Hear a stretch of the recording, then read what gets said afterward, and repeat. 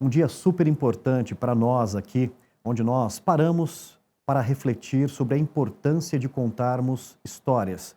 Histórias de vida, histórias de carreira, e os nossos convidados nos ajudam a rechear este grande bate-papo. O Por Trás da TI está no ar, agora com André Frutuoso. André, um grande prazer poder te receber aqui, seja muito bem-vindo. Prazer é meu, Renato. Primeiro, gratidão a Deus por essa oportunidade, né? Amém. Gratidão a ti, a equipe, né, que está por trás desse projeto tão lindo, né? E é uma honra poder participar aqui e contar um pouquinho da minha história. André, nós estamos muito felizes porque nós sabemos claramente, né, a sua dedicação, o quanto de tempo, né, ou seja, você tem dedicado a uma carreira em TI, em cyber, e é isso que a gente quer conhecer um pouquinho da história do André Frutuoso. Vamos começar falando um pouquinho de história, de infância, de valores que nós aprendemos desde cedo. Conta um pouquinho para nós, André. Vamos lá. Eu sou o mais novo de 9 irmãos, né? Então você imagina a dificuldade, uma família humilde, né, criada na periferia de São Paulo, né? Os pais nordestinos. Meu pai já é falecido há pouco mais de 20 anos, né?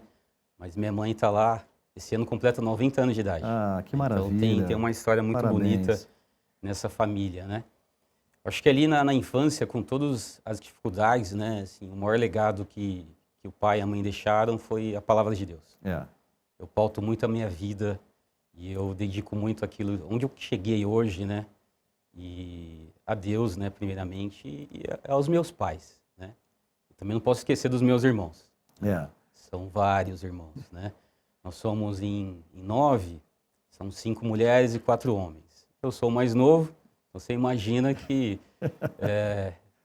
fui bajulado, né? Era o caçulinha ali da família. As minhas irmãs ajudaram muito a minha mãe, né, nessa criação. E isso marca muito a minha infância, né?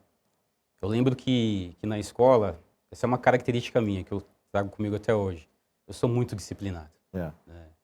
Mesmo com tanta deficiência de recursos ali, né, na escola pública, lá na periferia de São Paulo, lá em Pirituba, né?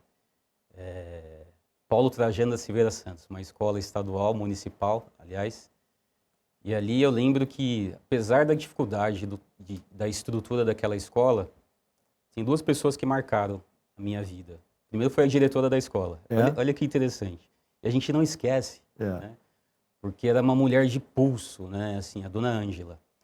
E aprendi muito com isso, a disciplina e o cuidado, o amor que ela tinha com aquela escola, né? Renato, a escola era limpa, assim, as classes eram limpas, o pátio da escola era limpo, então a gente tinha prazer de estar ali, né? E tem uma professora, que é a dona Júlia, desse tamaninho, né? Brava. Brava, que se a gente esquecesse um livro em casa, ela fala, vai buscar, né? Olha Então só. isso era disciplina, né? Então isso eu trago para minha vida, tudo que eu faço desde criança até então, é pautado em disciplina, né? É sempre honrar aquele que tem autoridade, né? Seja o pai, seja a mãe, o professor, e no ambiente corporativo não é diferente, né? A nossa liderança. Então isso marca muito, assim, a minha infância, nesse aprendizado contínuo, né? De humildade, caráter, de ética, disciplina, né? E isso eu trago para a minha vida.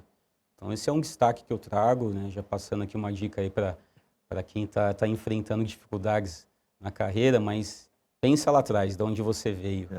Isso é muito importante. O legado deixado, as dificuldades, talvez barreiras que você ainda não conseguiu ultrapassar, sejam pautadas naquilo que é mais simples, né?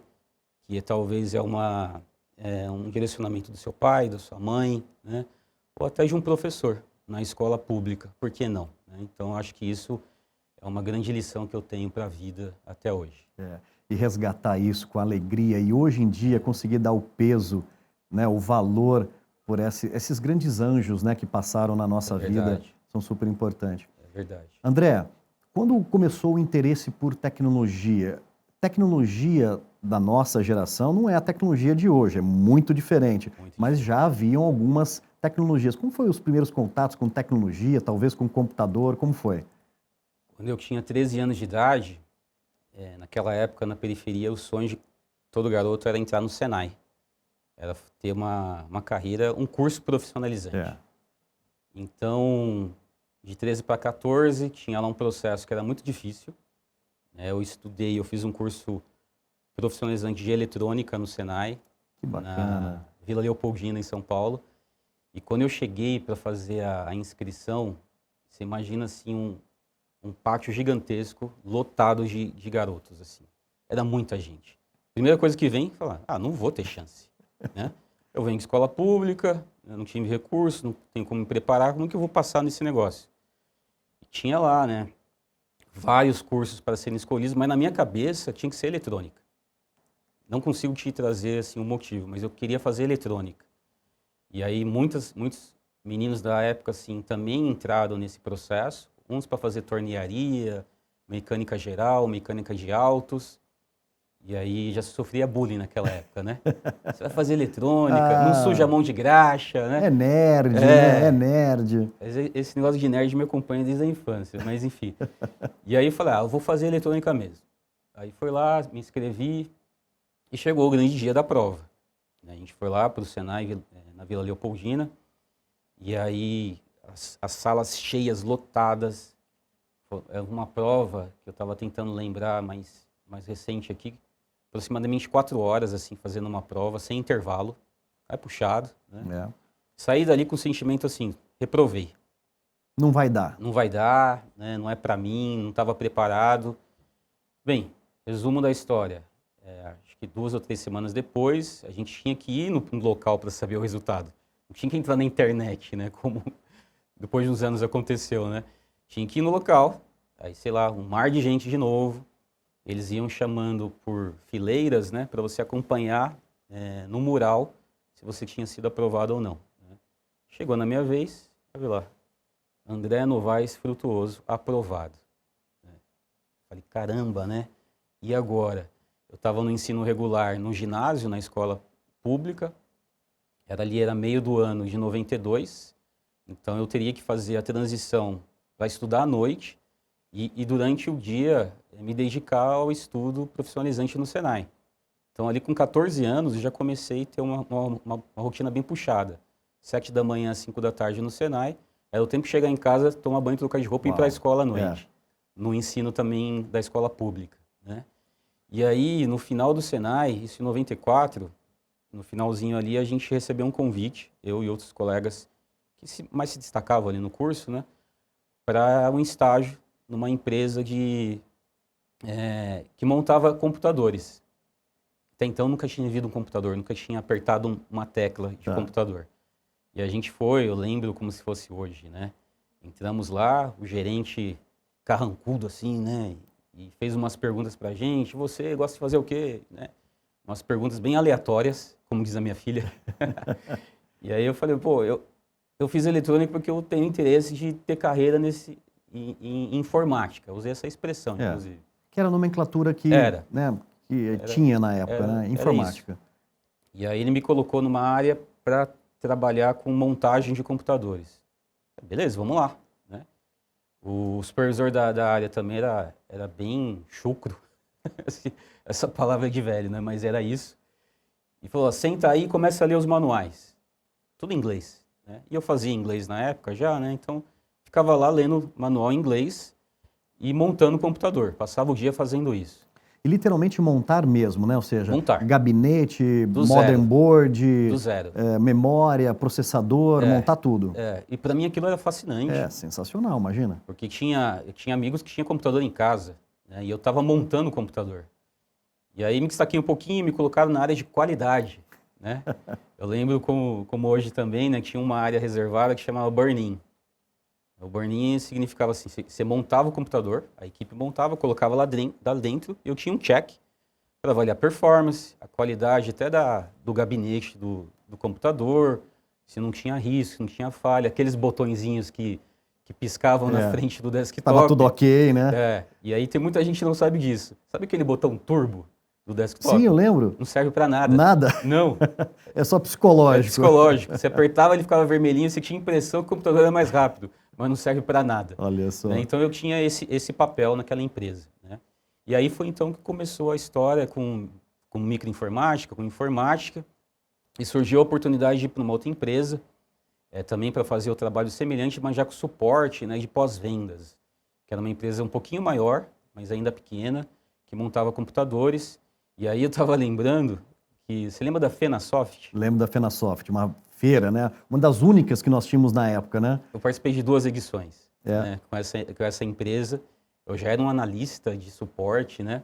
E lá no stand da empresa eu ficava na parte de cima, com mais 2 ou 3, porque as pessoas compravam o computador naquela época, falavam, eu quero mais memória, eu quero um HD com mais capacidade. É verdade. A gente fazia o Frankensteinzinho ali na hora, encaixotava. E a pessoa já saía com o computador, Saía não era com o isso? computador. A Fenasoft, o legal era isso. Você Exatamente. ia, conhecia os computadores, comprava e levava embora, pra né? casa. É verdade. Compaq era campeão, né, naquela Era, época. Compaq, é. Só que 90% desses computadores voltava no pós-venda, porque alguma coisa não dava certo.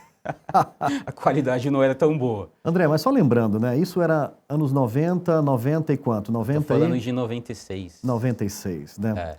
Os microcomputadores, mas assim, chegando, lembrando que o Brasil viria, né, nesse momento, de uma reserva de mercado nos anos 80, né? Ou seja, não tinha acesso Não tinha. às tecnologias globais. A gente tinha muito refúgio na época, É. né? Assim, de qualidade baixa que vinha de outros países asiáticos, por exemplo, ou entrava pelo Paraguai. É. Mas enfim, aí eu fui para a Serasa, recebi um convite, amiga de uma irmã trabalhava na Serasa, soube de uma oportunidade de analista de microinformática e sabia que eu trabalhava com computador. Esse era o pré-requisito, trabalhar com computador. Fui fazer entrevista com um gerente, era uma superintendência de análise de crédito, né, que precisava de um analista de campo. Esse analista que dá suporte, né, local, né? E aí eu fiz a entrevista com ele, sabe quando gera uma empatia, né? Chamava Eduardo. Ele falou, gostei de você. Poxa, que legal. Quando você pode começar? Então eu comecei no dia 6 de janeiro de 97, na Serasa, como analista de microinformática, dando suporte ali para talvez aproximadamente 100 pessoas naquela superintendência. E ainda na Serasa, em 99, no segundo semestre, surgiu um recrutamento interno. Ficava no mural da empresa, né? Você recebia aquilo olhando no mural, passando no corredor, assim, oportunidade para a área de segurança lógica. Que eu tinha contato com essa área porque, como eu era analista de suporte, né, de microinformática, eu tinha um certo contato. E eu me inscrevi. Me inscrevi com o apoio do meu gerente na época, o Eduardo, falou, vá em frente, aí você quer, vai buscar. Eu lembro também, tem uma lembrança muito boa dessa época, né? Eu fiz a entrevista com a Denise Menoncello, e assim, a gente fala muito hoje de mulheres em cyber, né? Minha primeira liderança em segurança foi uma mulher, né? A Denise Menoncello, que eu tenho contato até hoje. Então, uma pessoa que eu já antecipando aqui, que eu sou muito grato por tudo que ela fez, né? Que ela promoveu na minha vida, na minha carreira. E ali ela me entrevistou, falou, ó, tem mais gente para entrevistar, é um processo assim, natural de qualquer processo seletivo. Acabei sabendo que tinha mais de 40 pessoas concorrendo à posição e eu fui selecionado. Então eu comecei a trabalhar com uma coisa que eu entendo assim, que foi o alicerce assim, para o meu entendimento de como gestionar acesso no ambiente corporativo, mainframe. Né? Eu trabalhei com mainframe, né? Então eu tive a oportunidade de fazer gestão de acesso no HackF, que era a solução de gestão de acesso para o mainframe, né? E aprendi com uma pessoa que era a gente chamava assim, era o dinossauro do mainframe, né? Ele estava lá já nessa área de segurança, me ensinou tudo. Eu não precisei fazer curso, estava aprendendo com uma pessoa que era legitimada para ensinar aquilo, né? Do jeito dele, sem didática, mas eu aprendi, né, a usar essa ferramenta, né? Ali eu comecei um projeto, esse eu nunca vou esquecer na minha vida, né? A Serasa, naquela ocasião, tinha aproximadamente 1.200 funcionários. Então, eu tinha que construir o primeiro perfilamento de acesso da empresa. Então, eu, sem preparo, né, estava aprendendo essa história do que era gestionar acesso. Eu comecei a visitar áreas de negócio, caderninho, né, entrevistando os gestores de negócio, falando, que aplicação você usa? Que tipo de acesso você faz? Né? Olha só que interessante. Estou falando isso do ano 2000. Ano 2000, né? Que passei pelo bug do milênio também na área de segurança, né? Mas ano 2000 já estava no processo de gestão de acesso, sem saber que hoje isso seria uma prática fundamental para as áreas de cibersegurança no Brasil e no mundo. Né? Então começou ali, Renato. Foi por acaso, né? Mas, assim, o Sensacional. acaso de Deus, né, que me condicionou ali, naquele entendimento, fazer o curso de eletrônica, ir para uma empresa, montar computadores, entrar numa empresa e cair numa área de segurança, que naquela época ninguém sabia o que era, ninguém dava a mínima atenção para o tema, e hoje eu estou aqui contando essa história, né? Sensacional. História linda e toda essa história, né, na Serasa que você contou, André, durou assim, uma longa jornada, né? Foram próximo de 15 anos, né? Ou seja, uma linda jornada que vamos conhecer, sem dúvida alguma, mais ainda no capítulo do livro Por Trás da TI, que vai ter, né, todos os detalhes lá. André, chega um momento que a gente aprende, investe na carreira e momentos importantes de tomar decisões, né? Uma carreira ela é feita de momentos e decisões. E, obviamente, né, colher os resultados daquela decisão. Você se lembra na sua carreira já evoluindo ali, momentos que você teve que parar e dizer, opa, caminho da direita, da esquerda, vão me levar para caminhos diferentes? Eu lembro sim. Eu era muito inquieto em termos desse protagonismo com a minha carreira, né? Ali, enquanto analista de segurança, eu era analista pleno, surgiu na companhia a oportunidade de um curso de MBA em Company, né? Que eu não tinha elegibilidade nenhuma para aquele curso. Eu era analista pleno, a elegibilidade de gerente para cima, e eu cheguei para a Denise e falei, eu quero fazer. Mas tá bom, vou falar com o RH, né? E me deram a oportunidade, porque eu já estava há muito tempo na empresa, né? E me deram a oportunidade de me inscrever no processo para tentar uma vaga, uma cadeira nesse MBA em Company. Eram 40 cadeiras disponíveis, mais de 120 pessoas concorrendo, entre gerentes, executivos, né? E de novo, né? Isso que eu falo, que a empatia é um negócio fundamental na vida do ser humano, né? Quando eu sentei para fazer a entrevista, teve uma parte mais técnica, mas uma entrevista com um dos coordenadores do curso, PhD da FGV, né? Sentei na frente deles e falei, pô, vou falar com o PhD da FGV. Sentei, um papo super tranquilo, ele falou, André, fica tranquilo, né? Eu quero te conhecer enquanto pessoa. Falei, ué, né? Comecei a contar a minha história para ele. E aí, lembra que o Eduardo lá atrás falou, gostei de você? Sim. Ele falou, eu gostei de você. Não sei o motivo, mas ele gostou de mim. Resumo, eu conquistei uma das cadeiras no curso de MBA, né, e ali mudou a minha forma, meu mindset, assim, porque o curso de MBA, assim, de gestão empresarial, né, e no final teve uma trilha específica para gestão de TI. Eu, enquanto analista pleno, aprendendo tudo esse planejamento estratégico corporativo, né, junto com gerentes executivos na mesma sala, me deu uma nova perspectiva de vida da minha carreira, para me olhar para frente, né? Então ali começou uma história diferente, né? Comecei a buscar, e no bom sentido, incomodar a liderança para que eu pudesse crescer, né? E aí eu via essa oportunidade de crescimento. Esse incômodo incomodava de fato as pessoas ao redor, né? E aí surgiu uma história bem interessante na minha vida, que foi uma mudança de carreira dentro da própria Serasa, que o mercado não assimilou muito bem, porque como eu tinha um bom relacionamento com o mercado, que é um parênteses aqui, né? Eu fui, por 12 anos, secretário da Comissão de Estudos de Segurança da BNT. Né? Então, eu apoiava um trabalho totalmente voluntário, era patrocinado pela Serasa. Então, essas normas que a gente vê pelo aí, ISO 27001, 27002, 27003, as primeiras versões têm participação minha na escrita e redação dessas normas, né? Então, é um orgulho danado saber que isso está funcionando até hoje, né? E eu, além de secretário, eu fazia toda a logística desses encontros, né? E aí surgiu uma oportunidade de mais um processo seletivo na Serasa, só que era muito diferente, muito distante da minha realidade. Era uma oportunidade de gerente de produtos, né, para trabalhar numa BU nova, uma unidade de negócio nova dentro da Serasa, chamada naquela ocasião Serasa Consumidor, que objetivava assim, ter um produto antifraude para pessoa física. De novo, fui lá, Denise, eu vou me candidatar. Ela falou, vai, né? Mas assim, acho que nem ela nem eu estávamos confiantes que era o caminho a seguir, né? Eu já tinha 12 anos ali na área de segurança na Serasa, Renato. 12 anos. Poxa, uma história, né? E 12 anos trabalhando com a Denise. Então era uma confiança, uma relação de confiança muito forte, né?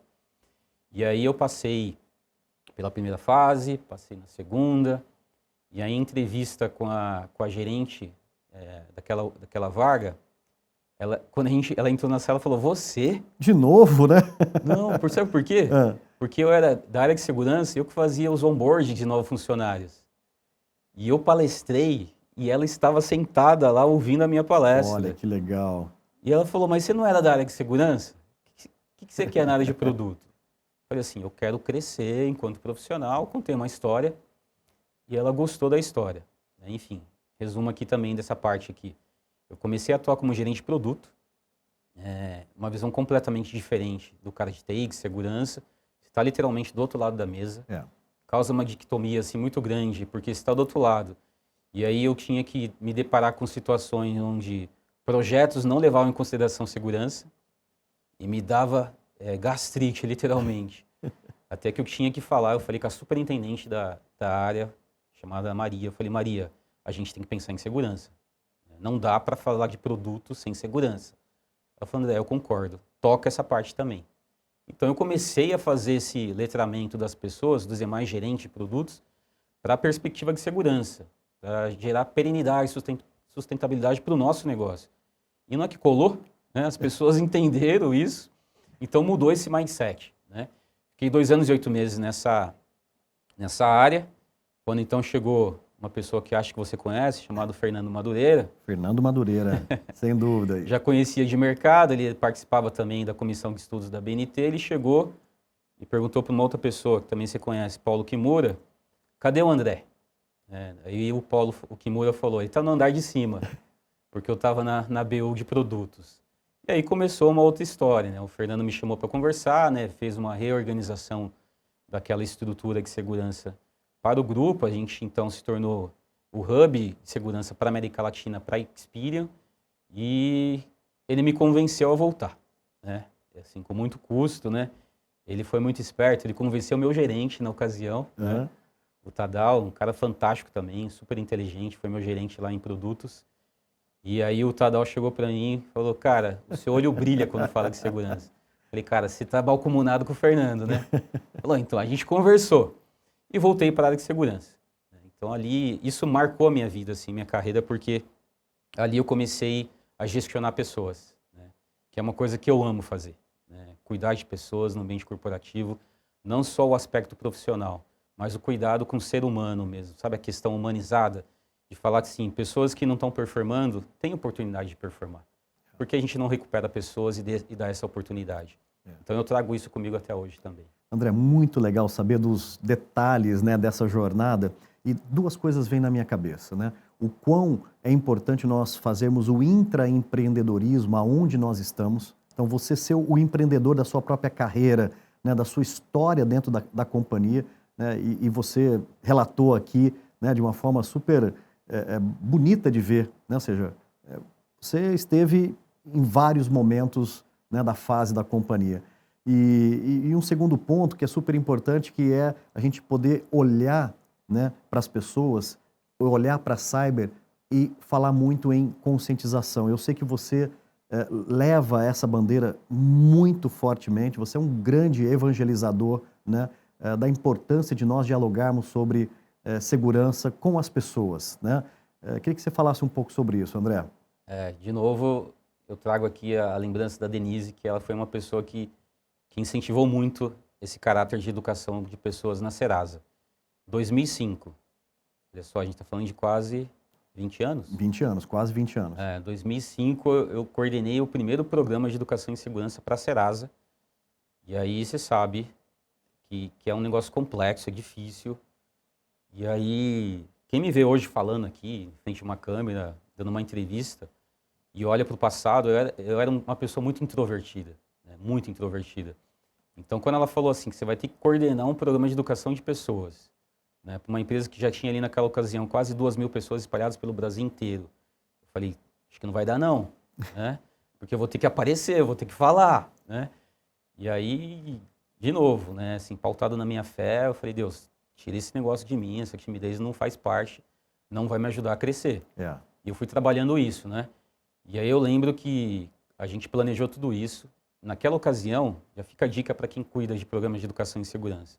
Você precisa ter uma estratégia muito pautada no endomarketing, no lúdico, para cativar as pessoas. Porque a maior parte das pessoas ainda acha segurança cibernética algo muito chato, que não é palatável, que não é materializável, né? Então a gente precisa educar de forma criativa, com inovação. Sabe o que eu fiz? Fui no RH, procurar o pessoal que sabia comunicar. Então eu vendi essa ideia para elas, né? Elas compraram a ideia imediatamente, e a gente começou a construir um plano pautado em educação corporativa, objetivando o lúdico. Perfeito. Então, a Serasa, naquela ocasião, tinha um auditório, se eu não me engano, eram mais de 200 lugares que você podia ter ali. Só que a Serasa tinha ali quase 1.000 pessoas. E aí a gente planejou um dia, uma semana da segurança, só que em um dia, quem ia ser o palestrante principal? Eu. Falei, meu Deus, né? E agora? Preparatório, noite sem dormir, dor de barriga, né? Que legal. E a gente se preparando, olhando pro espelho, treinando, né? Naquela época eu usava terno e gravata, né? Ia todo, né? No capricho, no né? capricho, cabelinho penteado, né? Para ficar bem na foto. E aí eu tinha que subir num palco, num púlpito, e falar para 250 pessoas, não uma vez. Foram 5 sessões ao longo do dia. Uau. E eu lembro de uma pessoa, Egson Fontes. Grande Edson Eu convidei Fontes. o Egson. Falei, Egson, tem um programa de educação, né, que era uma referência para mim na época, o Egson, né? Eu vou palestrar, eu queria que você assistisse, depois me desse um feedback, né? E aí ele foi numa das sessões e assistiu. E eu falei, sabe aquele filme Prenda-me se for capaz? Sim. Usei aquele mote de engenharia social, 2005, olha só, para falar de segurança cibernética, para trazer esse contexto de ser humano e de indivíduo como ponto forte, o elo forte dessa corrente, né? A gente não é elo fraco, a gente é o elo forte dessa corrente. O Egson sentou na primeira cadeira, na primeira fila do auditório e ficou tomando nota. Falei, caramba, o que ele está anotando, né? Vai vir um feedback estruturado. Quando eu desci do palco, o Egson falou, André, eu aprendi muito aqui com você hoje. Então eu falei, caramba, né? Estamos no caminho certo, né? Então, assim, ali começou o meu gosto, assim, a minha paixão mesmo por educar pessoas. E dali foi, né? São quase 20 anos, então todas as empresas que eu passei até hoje, eu lidero e coordeno essa prática de educar pessoas em cyber. E tem uma frase, até que um colega recentemente trouxe e eu adotei, né? Se a gente conseguir que as pessoas, né? A minha família, a sua família, quem está assistindo aqui, os parentes todos, né? Fale de segurança cibernética no almoço de domingo, a gente está sendo bem sucedido. É verdade. Né? Porque quem não sofre fraude hoje? Ou tentativa de fraude? Né? No WhatsApp, um phishing, né? As pessoas precisam entender isso, que não é algo corporativo, não é algo da pessoa de segurança, mas está na pessoa física, né? Então, se a gente trouxer esse caráter assim, de segurança para a vida pessoal, a gente vai ser muito mais bem sucedido. E é o que eu me proponho hoje, esse é meu propósito de enquanto liderar um programa de educação em cyber. Sensacional. André, estamos juntos nessa jornada, né? Partilhamos da mesma visão, dos mesmos objetivos, né? E um programa como esse é um exemplo de desmistificarmos a conversa de cyber, né? E principalmente tem insights muito legais sobre o assunto e também sobre carreira.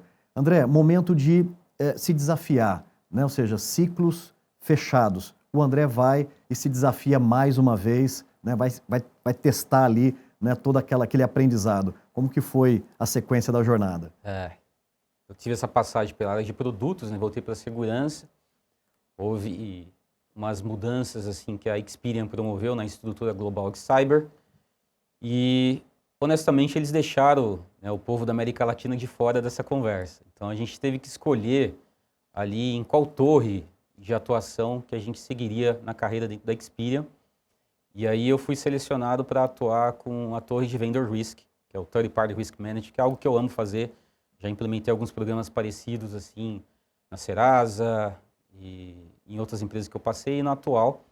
Só que eu gostava de fazer muito mais coisa, né? Eu fazia governança de maneira mais ampla, né? Cuidar de pessoas, educar pessoas, arquitetura, gestão de riscos, né? Que é algo que eu amo e faço há mais de 20 anos. E aí o CISO, naquela ocasião, veio para o Brasil e falou, André, você precisa escolher. Você faz 5 coisas hoje aqui, né? Eu falei, sim, escolhe uma. Eu falei, cara, eu não quero escolher uma, eu quero fazer tudo. Escolhe uma. Então aquilo me deixou muito frustrado, né? Por um tempo eu atuei reportando para um head de Third Party Security na Inglaterra, lá em Nottingham, né? Na cidade do Robin Hood. E aí tive a oportunidade de ir para lá, conhecer um pouquinho da história, da cultura deles, né? E aí, só que aquilo não estava me trazendo prazer, assim, né? Eu fazia muito bem feito, né? Modéstia à parte, assim, para a América Latina, porque a gente era hub aqui. Eles também usavam o nosso processo como benchmark também na Inglaterra e nos Estados Unidos, mas eu queria mais, né? Foi então que eu fui buscar oportunidade no mercado. Tá. É natural que aconteça, são ciclos, né, que iniciam e terminam. E eu tive a oportunidade, então, de entrar em um processo seletivo num grande banco e numa grande empresa que monta aviões. É a única empresa que monta aviões no Hemisfério Sul, né? Que é orgulho nacional. É verdade. Tem como ser diferente, a Embraer. E aí, para minha surpresa, eu fui aceito ali no processo, fui escolhido, né, para ser ali, para cuidar ali da área de segurança cibernética da Embraer. Eu lembro que o processo seletivo era presencial, eu morava em São Paulo, eu tinha que ir para São José dos Campos, então eu fui nesse processo 5 vezes, pegava a estrada, aí você imagina na estrada pensando, quando chegar lá, o que eu vou falar, o que vão perguntar, então passava um filme na cabeça. E olhando para trás, eu já tinha mais de 19 anos na Serasa. 19 anos na Serasa. Uau. Eu falei, caramba, será que é isso mesmo, né? E aí eu passei por entrevistas, né, com os pares daquela época, com o gerente e com um diretor de TI, formado pelo ITA, poliglota, falava 6 idiomas, né? Tinha uma certa fama ali, né, de ser um cara mais duro e tal, que eu fui saber só depois. É normal, ninguém te fala isso no processo seletivo. E aí ele falou, na entrevista com ele, na sala dele, estava a pessoa de RH junto. Ele falou, André, não quero falar de coisas técnicas aqui não, quero falar de você, da sua vida pessoal. E comecei a contar da minha história, né, o que eu um pouco já contei aqui. E ele atentamente ouviu, né, e ele falou para mim, você tem alguma pergunta para mim? Eu falei, eu tenho. Agora eu quero saber a sua história. Eu falei para ele, como que é a sua vida pessoal? E ele começou a contar. Olha que bacana. Esposa, filhos, né, como ele se formou, como ele chegou ali. Então foi um papo assim interessante, né, sobre a perspectiva de você estar pleiteando uma oportunidade em segurança cibernética, numa empresa que é referência no mundo de aviação, e o cara não falou nada de técnico. Né? Ele queria saber quem eu era, quem era o ser humano. Ou seja, uma empresa de engenheiros falando de assuntos humanos, né? Exatamente. Então aquilo me cativou. Né? E aí eu saí dali bem confiante e recebi, acho que 2 ou 3 semanas depois, o resultado de que foi aprovado. E a pergunta vem, né? Quando você pode começar? Aí você fala, você leva essa mensagem para dentro de casa. A minha esposa ficou desesperada, falou, pô, é São José, você vai ter que trabalhar lá, e agora? Falei, a gente vai mudar para lá. Eu tomei essa decisão, a gente vai mudar para lá. Com 2 filhas pequenas, né?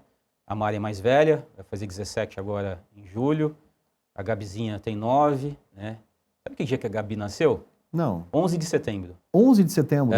Uau. Eu escolhi essa data. O médico falou para mim, André, eu tenho 2 vagas, porque foi cesariana, né? Eu tenho o dia 11 de setembro e o dia 13 de setembro. Qual o dia que você quer? Dia 11. Pô, mas é um dia que marcou, aí eu falei, eu quero o dia 11, para ser um dia bonito. Né? Vamos esquecer o que aconteceu. É verdade. E ela vai ser esse dia bonito para mim, e tem sido até hoje. E lá a gente decidiu, então, falar, vamos mudar. Então, de novo, era meio do ano, 2016, então eu fiquei o mês de julho, que era o mês de férias, indo e voltando, né? Trabalhando em São José dos Campos. E nos finais de semana a gente visitava a cidade para ver locação de imóveis, né? Então fomos em vários. Estava cansativo. Nenhum era aquilo que a gente achava que era bom para a família, né? Até que a gente foi no último, né? Foi um sábado, sem nenhum tipo de pretensão, né? E era o apartamento que não tinha sido usado por ninguém. Estava novinho, cheiro de novo. A gente entrou, olhei para minha esposa e falou, é esse. Achamos. Ficava 10 minutos de distância da Embraer, né? E aí, então, a gente quis procurar escolas para as meninas, né? E aí, o povo daquela região nos acolheu de uma certa forma, né, que a gente conseguiu achar as melhores escolas. A minha filha mais velha, a Mari, foi estudar numa escola cristã, né, que é a base que a gente sempre foi educado, né, uma escola batista cristã, lá em São José, bem grande. E a Gabizinha foi para uma escola menor, mas também com princípios e ética que a gente considera e valoriza, né? E começou a dar tudo certo, né? Então, você olha assim para trás, 19 anos e meio, faço questão de falar o meio, né? Que eu fiquei na Serasa, e eu descobri que existia um mundo fora da Serasa, né? Acho que é normal acontecer isso, né? E ali era, sendo bem honesto, era um ambiente muito diferente daquilo que eu estava acostumado. Era um ambiente que se tornou um pouco tóxico, né? Por conta da cultura da Embraer, resquícios assim de pessoas que eram da aeronáutica, que eram da marinha. Então, para você ter ideia, assim, para falar com diretores, eu não podia me dirigir a eles diretamente. Eu tinha que pedir para o meu gerente entrar em contato para poder falar com essas pessoas. Aquilo me causava um negócio, uma certa preocupação, né? E foi um período de 1 ano e meio aproximadamente. Aprendi demais a lidar com pessoas, né? De todos os tipos que você possa imaginar. Imagina. Para o bem e para o mal, né? Ali, como diz aí popularmente, né, a gente começa a criar casca, né? Essa segunda pele, a terceira pele que te dá resiliência. Aliás, esse diretor de TI, num curso, Renato, a Embraer foi a melhor escola de liderança que eu já tive. Eu tive 6 meses ali de preparatório, que fazia parte do onboard de liderança da Embraer, num curso de liderança que tinha várias questões técnicas, né, de soft e hard skills, mas o soft era mais preponderante porque formava líderes. E o Paulo, né, o consultor de liderança, a gente troca mensagens aí de vez em quando, né, foi o professor assim que me ensinou muitas coisas, né? E numa dessas sessões de liderança, tinha gerente, tinha supervisor, tinha diretor, todo mundo junto, né? E aí eu usei uma expressão que esse diretor de TI, ele falou, de forma bem hostil, ele falou, você está errado, ele falou para mim. Porque eu falei assim, que a palavra resiliência, ela foi banalizada no ambiente corporativo. Eu não achava que eu estava errado. Porque tudo falava-se de resiliência. Tudo era resiliência. Se você ficava doente, você não tinha resiliência. Se você tinha problema na família, você não tinha resiliência. E o meu caráter era mudar aquilo para uma questão mais humanizada. E ele falou, deixa eu te explicar o que significa resiliência. Como ele é engenheiro, formado pelo ITA, eu ouvi, né? Ele falou que na indústria de aço, né, quando você testa o aço, você tem um processo de envergar o aço e ele precisa voltar ao seu estado natural. Tecnicamente agora eu não lembro, isso que é a tal da resiliência. Você enverga, mas você volta para o estado natural, né, de retidão, né? Falei, agora entendi. Mas a gente não precisa chegar no extremo da resiliência, né? E aí foi uma discussão muito forte naquela época. O Paulo entendeu ali que estava muito quente, depois ele veio falar comigo e me ajudou nesse entendimento também. Mas foi uma coisa que me marcou ali. Por que eu falo que foi a melhor escola? O Paulo é uma pessoa muito cativante. Ele foi CEO de grandes empresas no Brasil e até fora do Brasil. E ele ensinou 3 coisas para a gente, né? Que eu levo para a vida. Quando a gente fala de gestionar pessoas. Quando você tem um colaborador, um funcionário, né, um empregado, que está com uma baixa performance, ou até um top performer, tem 3 coisas que a gente tem que observar. Se a pessoa sabe fazer, quer fazer, ou não pode fazer. Você tem que entender essa situação. Se a pessoa quer fazer, não tem capacidade, ensina. Se não pode, porque talvez está muito atarefado, tem coisas que não são prioritárias, reprioriza. Se não quer fazer, tenta recuperar. Se não recuperar, você tem que desligar. No ambiente corporativo é isso. Então, assim, o lado humano precisa ser mais forte, na minha opinião, sempre. A gente precisa tentar recuperar as pessoas. E lá na Embraer eu tive a condição, e sou muito grato também a Deus por isso, que eu recuperei 2 pessoas que estavam lá, né, tristes, desanimadas, frustradas, a ponto de serem demitidas. Eu recuperei essas pessoas, pensando sempre nesse caráter do ser humano, mudando de posição. Olha, o que você está fazendo aqui não é o seu perfil. Que tal fazer esse tipo de coisa aqui? E as pessoas assimilaram e conseguiram entender, compreender e colocar em prática, né? Então, esse foi um divisor de águas na minha vida, né? Trabalhando ali na Embraer, um ambiente que em algum momento se tornou tóxico para mim, né? Aprendi demais e me fez crescer, né? Me fez crescer até o ponto de eu voltar a trabalhar em São Paulo. Fui trabalhar numa empresa que chama Kantar Media.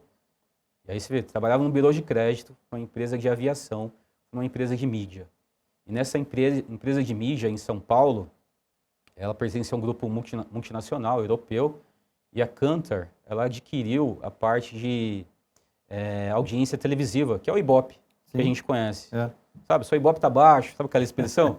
E aí eu aprendi um novo segmento da indústria, que é marketing, né? Que é a comunicação. Eu fui entender ali também o negócio, o produto, e aí esse caráter de curiosidade aqui, né? Como que eles medem a audiência televisiva? Você faz ideia? Não faço. Eu também não tinha nem ideia. O gerente do produto me explicou isso, né? Fiz um tour lá para entender. Eu falei, cara, como que é esse negócio? Para mim é mito, né? Você sabe lá que o telejornal tem 8 milhões de pessoas assistindo. Como que é esse negócio? Falando, é pura matemática. A gente tem um algoritmo. Então, assim, tinha uma mesa com aproximadamente 20 estatísticos, os caras formados na USP, não sei o que, só os caras, né? Top ali mesmo de mercado. Existe um algoritmo que eles geolocalizam o Brasil inteirinho. Então tem as localizações, né? E eles posicionam esse algoritmo para entender classe social, a dispersão geográfica. E naquela ocasião, se eu não me engano, tinha aproximadamente 120 ou 130 domicílios residenciais no Brasil, catalogados. Né? Tá. Deve ter muito mais, mas catalogados. Falei, beleza, e aí? Aí ele perguntou para mim, você tem ideia de quantos domicílios a gente faz medição? Eu falei, não faço a mínima ideia. Talvez 10 milhões? Ele falou, não, a gente tem 6.700 domicílios. Eu falei, cara, não faz sentido. Uma amostragem pequena, né? Muito pequeno. Então é um algoritmo super poderoso que muita gente não sabe, talvez a maior parte das pessoas não sabe, que foi criado por brasileiros e os europeus e os americanos utilizam até hoje. Né? Existe um equipamento que é instalado na sua casa, na televisão, e ele transmite em tempo real, sem delay nenhum, né? A audiência. Toda vez que você troca de canal, ele captura isso com menos de 1 segundo de intervalo, ele manda isso para uma base dentro da Kantar, que é o Ibope. E, por exemplo, quando você vê William Bonner trocando de assunto durante um intervalo e outro, é porque ele tem lá o painel de audiência. Se o assunto que ele está falando não colou, ele muda de assunto, porque ele sabe que a audiência está sendo impactada de alguma forma. É impressionante. São os bastidores, né? Exatamente. Então, ali é um novo aprendizado, né? E lembra aquela mudança que eu fiz na Serasa, que ser gerente de produto? Sim. Né? Isso aqui é uma dica importante também. Existe um papel hoje no mercado que, se você buscar historicamente, foi criado pelo Citibank na Inglaterra, que é o BISO. Business Information Security Officer, né? A gente bate muito na tecla, né? Você tem que praticar o B de negócio. Business. Aquela transição dentro da Serasa me proveu esse entendimento. Eu era um cara de segurança, com formação em tecnologia, eu fiz processamento de dados na Uniban. Olha. Né? Eu fiz pós-graduação em segurança de sistemas, o MBA em gestão empresarial, mas a minha formação era tecnologia. Me tornei um gerente de produtos. E ali, meu mindset mudou. E muda uma chavinha mesmo. Cara, eu preciso fazer segurança para prover perenidade para o negócio. Né? E ali, naquela ocasião, eu tive esse entendimento dentro daquele novo negócio, que eu não tinha que ir lá e botar travas. Porque quando ele começou a me explicar aquele negócio, já veio um monte de coisa. Cara, tem risco aqui, tem risco aqui, tem risco aqui. Eu falei, cara, você topa bater um papo para a gente identificar potenciais oportunidades para a gente blindar mais o negócio aqui da Kantar? Ele falou, cara, é para já. Né? Olha a forma de falar. Eu não falei assim, cara, tem muito risco aqui. Você está colocando a companhia em risco. Né? A vulnerabilidade tal, né? Não pode mais acontecer isso, né? Então ali eu comecei a exercitar isso muito fortemente.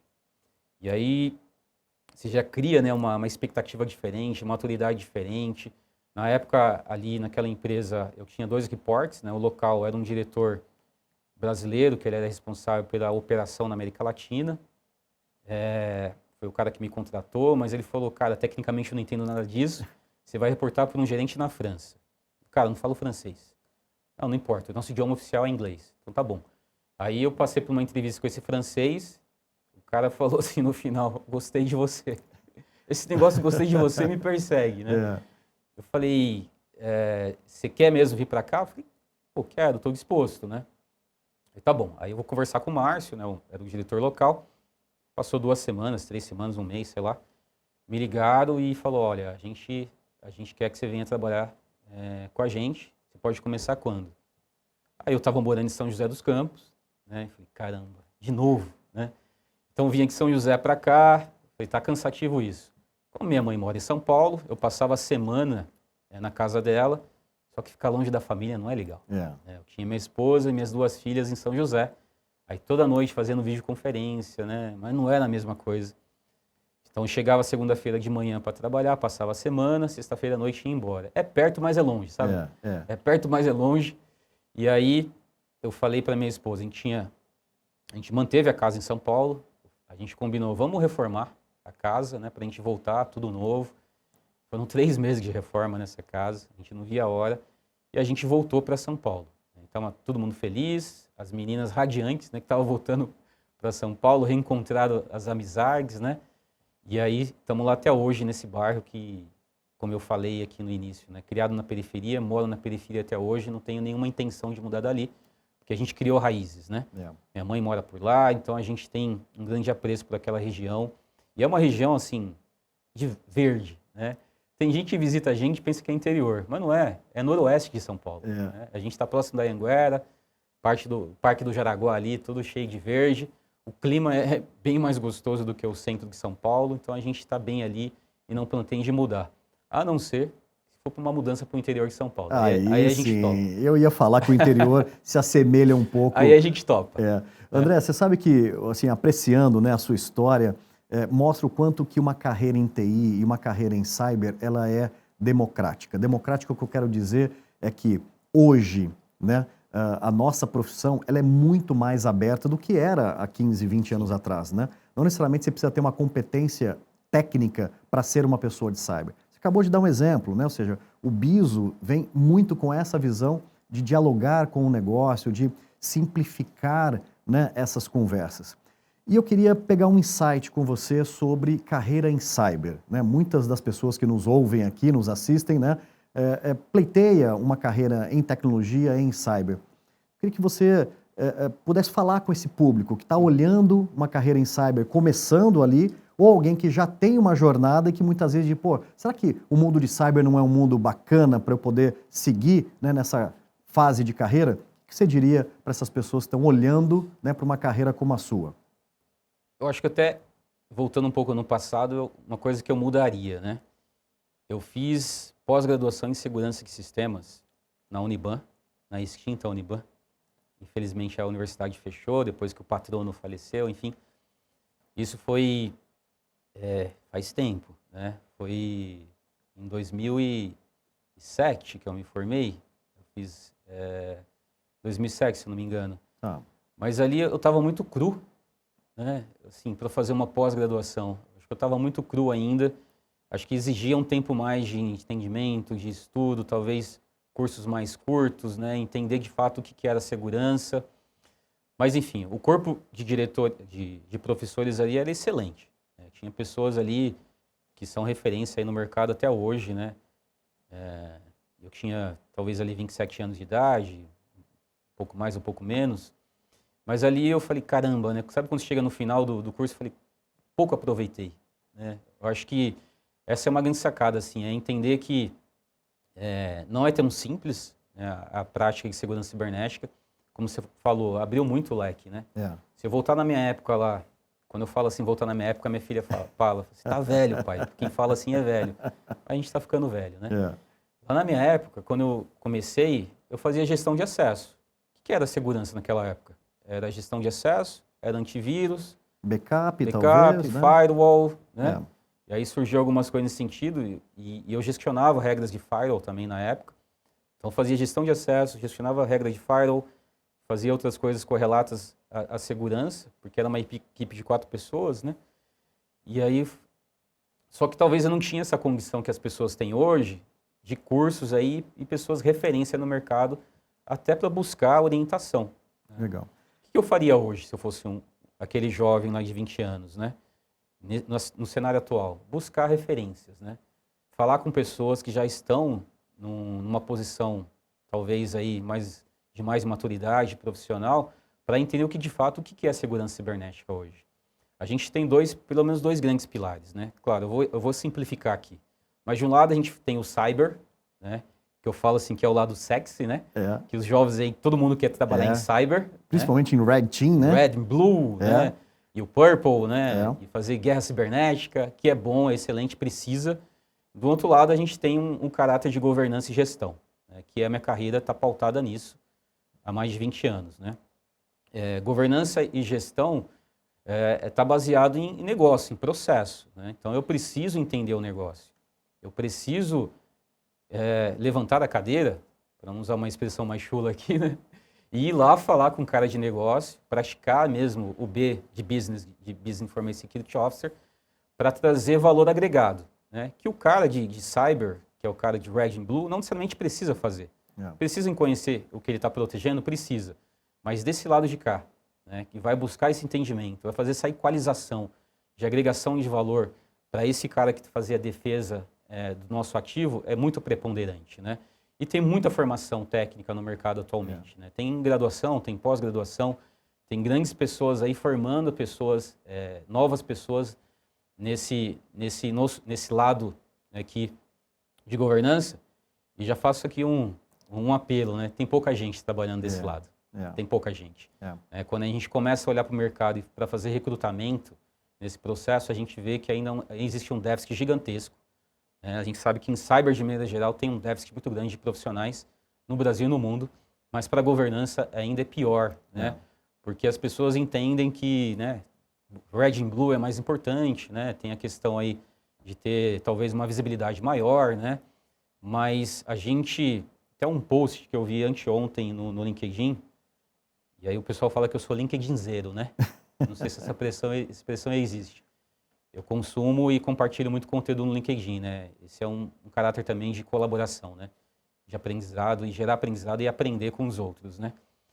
Que trouxe a luz, né? De GRC, né?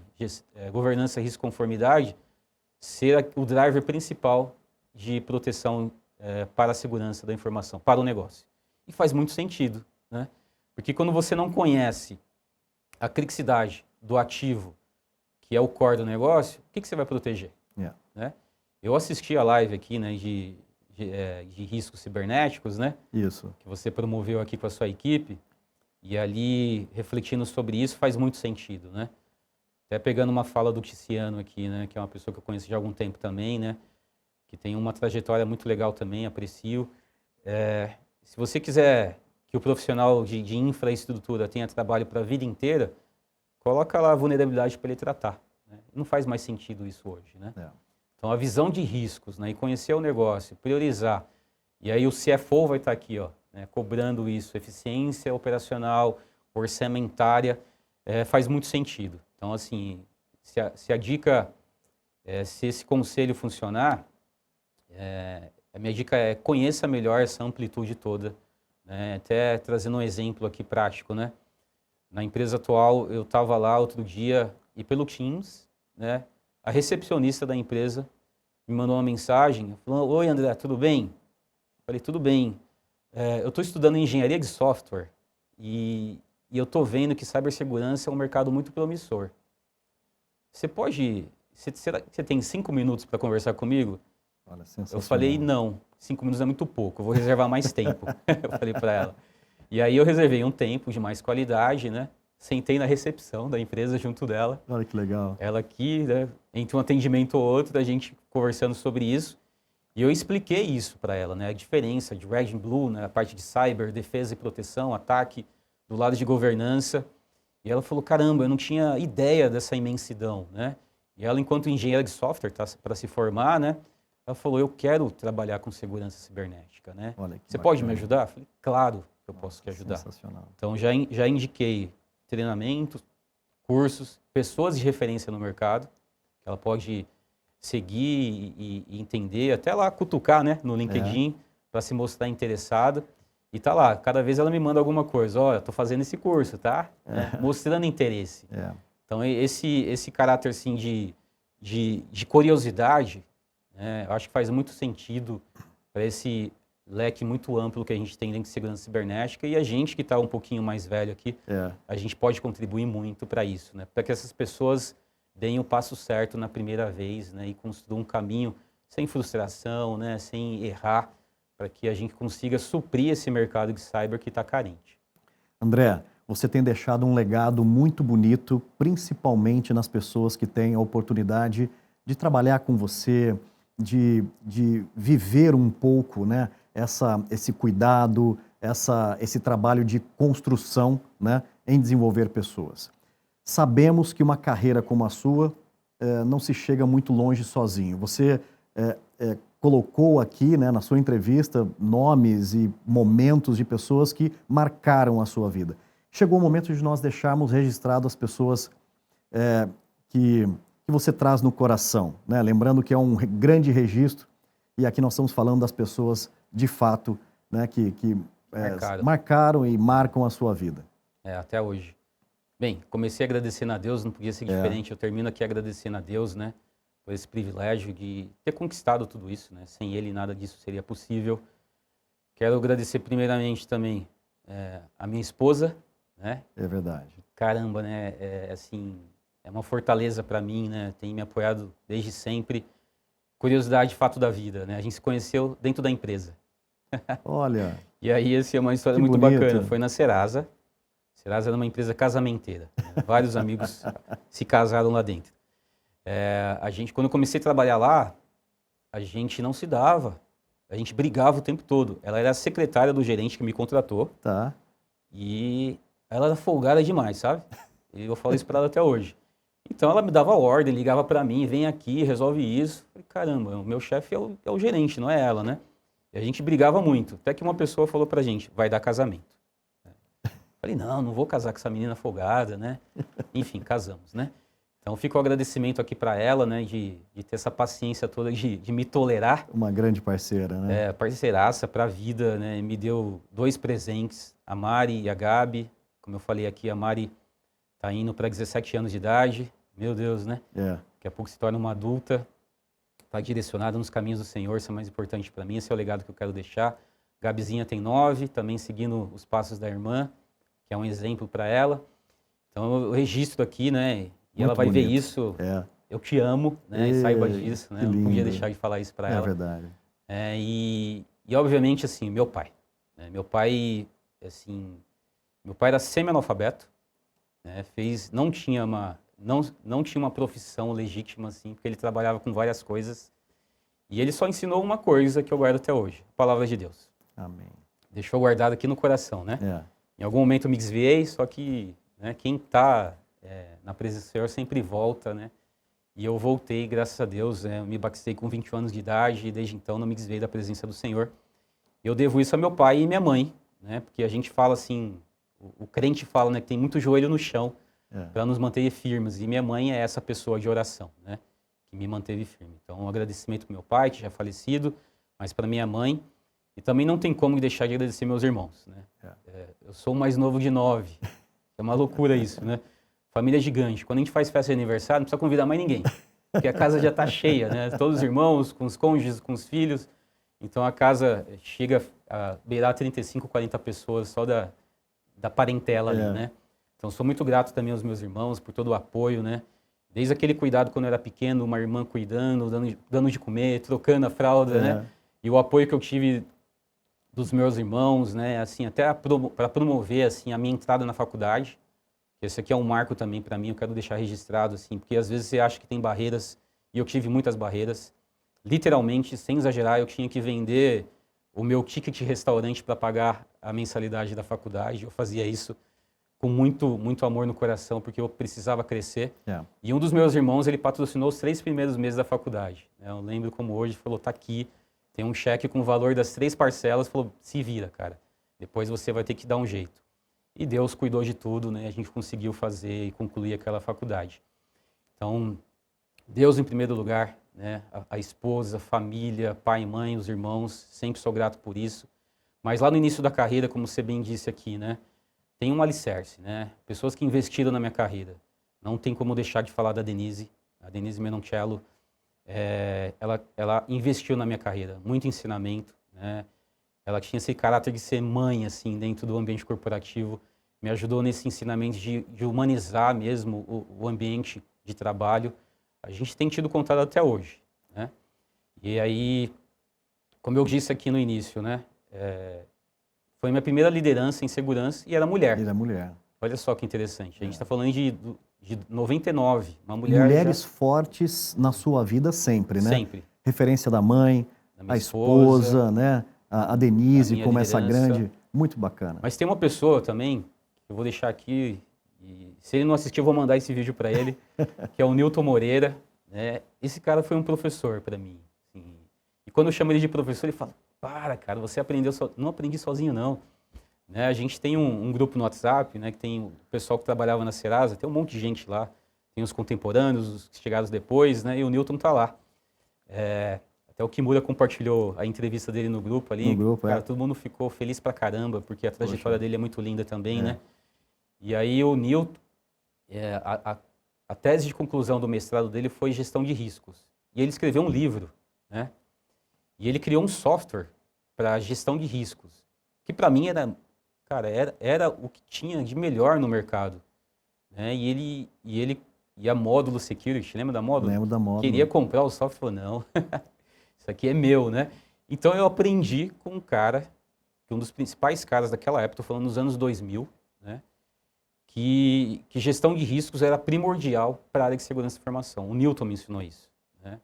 Então quando você olha a norma ISO 27005, tem muita da tese dele ali, do conceito da prática que o Newton construiu.